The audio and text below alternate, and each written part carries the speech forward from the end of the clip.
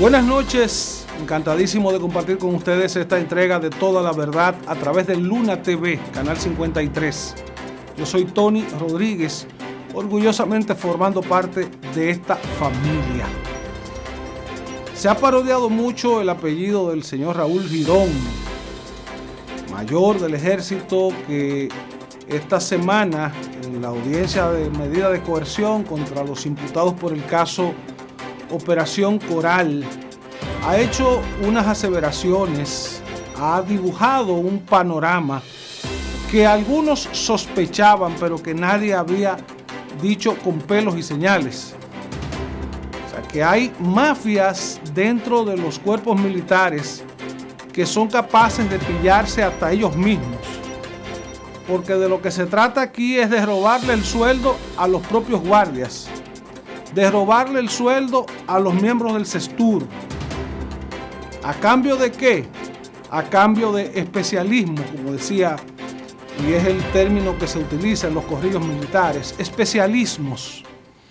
Y es que de un tiempo para acá se han creado condiciones para adelantar, para mejorar la calidad, la preparación técnica y profesional de los miembros de los cuerpos de seguridad del Estado. Y a cambio de usted hacer un diplomado, hacer una maestría, hacer un curso, participar en un taller, en una jornada, se crean incentivos. Y esos incentivos entonces redondean los sueldos, y cuando uno de estos militares ya tiene 25, 30 años de servicio, es pensionado con lo que es ese sueldo que acarrea.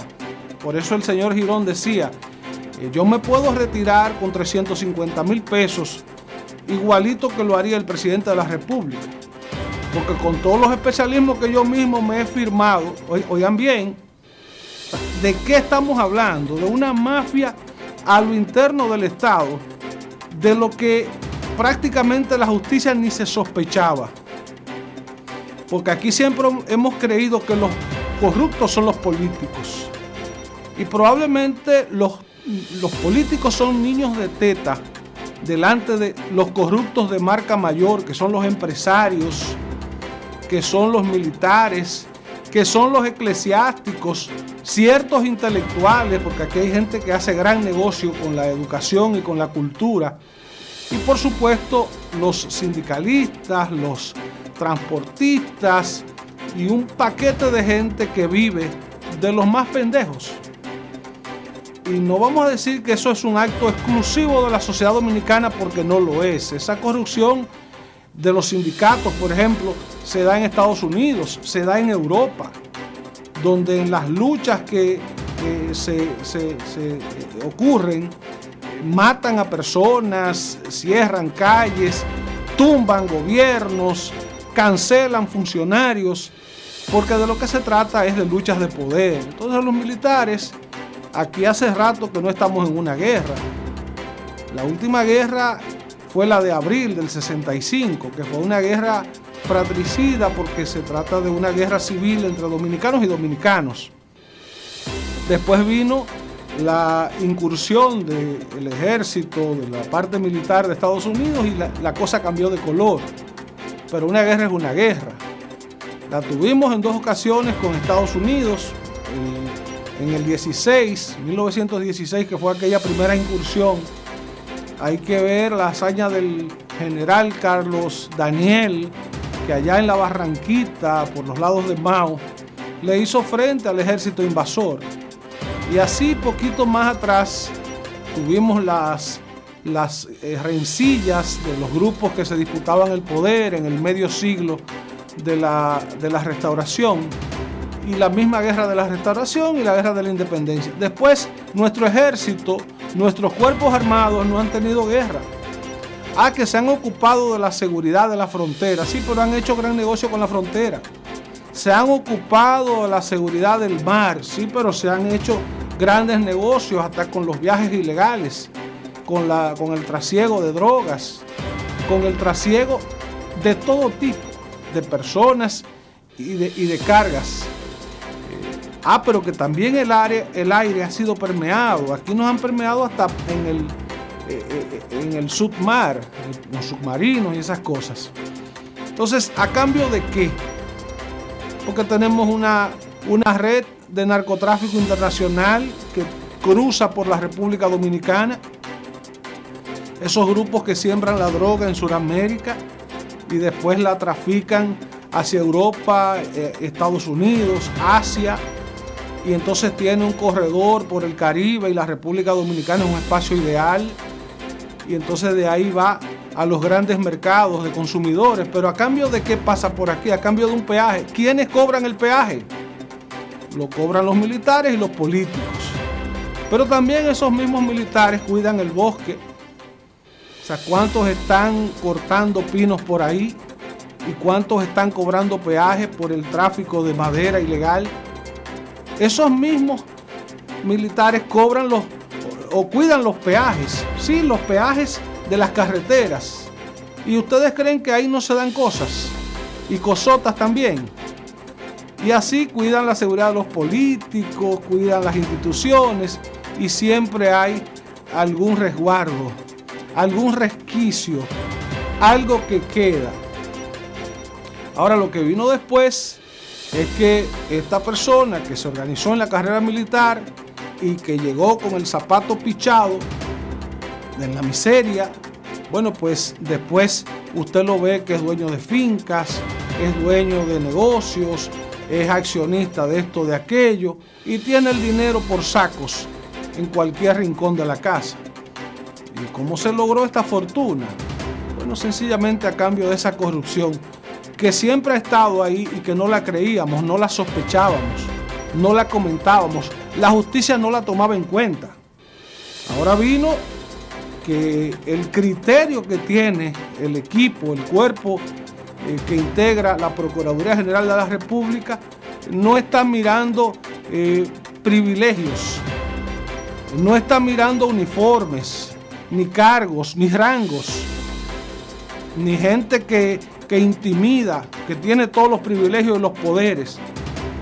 Y cuando creíamos que el tema era político, porque se ha ligado mucho la figura del general Cáceres Silvestre con el expresidente Danilo Medina, claro, era su guardia preferido, era su edecán, era su guardaespaldas, su jefe de seguridad, y lo era antes de ser presidente, lo fue siendo presidente y aún después de haber salido de la presidencia. Pero miren a dónde llegó la pesquisa del Ministerio Público. O sea, ha desmitificado un tema, la corrupción en los cuerpos armados. Y eso va para lejos. Yo comencé diciendo que Girón le ha dado un giro al caso de Operación Coral, porque eso no se queda ahí. Y hay gente que está temiendo hasta de desestabilización política, que pueden venir reacciones por ahí. Porque él mencionó a guardias activos. Él mencionó a gente relacionada al presidente de la República.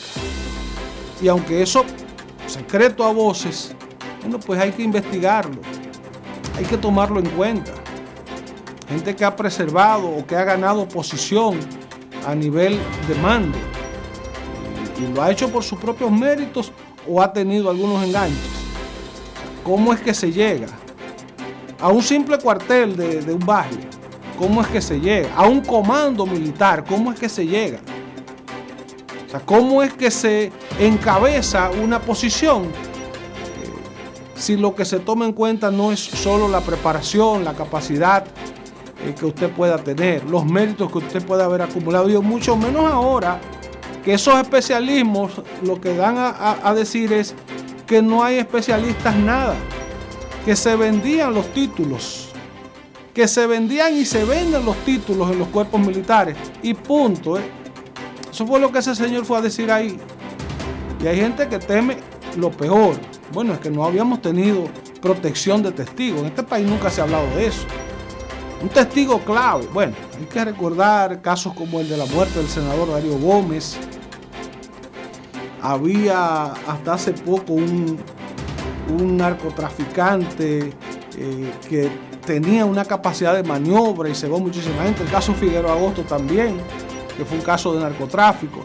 Se mató a gente ahí porque simplemente se se querían borrar pruebas, evidencias y probables testigos.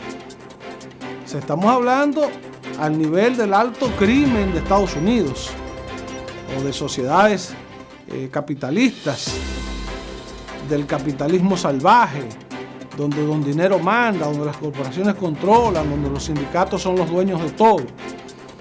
Pero esta es la República Dominicana, todavía un país bananero, en un estadio de subdesarrollo, con políticos que todavía se pliegan ante los poderes, el poder, insisto, de la fe, el poder del uniforme y el poder del dinero. Pero según el mayor Girón, aquí desde que se sospechaba que un guardia iba a ascender de posición, ya le estaban regalando una jipeta. Ya le estaban regalando una finca, una casa, un apartamento. Mire, usted no puede llegar pobre a esa posición. Usted huele a rango, usted huele a ascenso, usted huele a jefatura. Y entonces, si usted quería saber cómo se hacen ricos los militares y los policías en este país, ya conocemos una de las tantas maneras que, aunque eran secreto a voces, simplemente temas que nadie tocaba. Bueno, pues ya le llegó a la clase política. El pueblo dominicano se organizó, votó el miedo, decidió cortar las rachas de la impunidad, decidió exigirle a la clase política organizar el Estado y ponerle consecuencias a los actos reñidos con la ley. Y se ha comenzado con esto, que no es mucho, que no hay tanta fe, que pudiéramos caer en un clima de inestabilidad, porque tenemos a Colombia en el espejo. ¿Qué sectores hay detrás en Colombia provocando aquella inestabilidad social y política? Tenemos a Haití en el espejo, donde se ha impuesto ahora mismo una claque que secuestra a personas. Se ha generado un movimiento social que no quiere nada con el presidente Jovenel Moïse. O tal vez podamos ver por ahí otros ejemplos. Toda la inestabilidad que primó en Honduras en el pasado reciente, la inestabilidad que primó en Brasil. Sencillo, o sea, el mundo está cambiando, hay muchos reactivos sociales, pero aquí en la República Dominicana estamos encaminándonos hacia un clima de moralidad, de reasumir el concepto de la ética, de la honradez, de la honestidad, de los valores. Y sobre esa base se está pretendiendo el fin de la impunidad. Y hay que comenzar por someter a los corruptos a la justicia, buscar medidas de coerción consistente en prisión o cualquier otro tipo de coacción contra ellos. Y es lo que se ha ido avanzando con Coral, con Antipulpo, con el caso de la Cámara de Cuentas, con el caso de las tarjetas, el programa, el plan Quédate en Casa, de todo eso. Nos han puesto a hablar a los dominicanos de esto y de aquello. Y qué bueno, algún día ahorcan blancos, como que ya el tiempo le está llegando. Y vamos a ver un poquito de lo ocurrido en la audiencia de solicitud o conocimiento de medida de coerción contra los imputados por el caso Operación Coral. Aquí es necesaria la prisión preventiva por la gravedad de los hechos. Aquí es necesaria la prisión preventiva por la pena a imponer. Aquí es necesaria la prisión preventiva, no como decían algunos de la defensa. 30 años de carrera. Esos 30 años de carrera no lo estamos juzgando, magistrado. Nosotros estamos juzgando hechos delictivos. Que personas, y yo creo mucho en la tesis americana en ese sentido. Todos los que están aquí tenían las oportunidades para actuar conforme a derecho. Y en el caso de ellos no eran las oportunidades, era la obligación de actuar conforme a derecho. Y teniéndolo todo para tener unas actuaciones conforme a derecho, hicieron lo contrario. Teniéndolo todo para representar a su país con dignidad.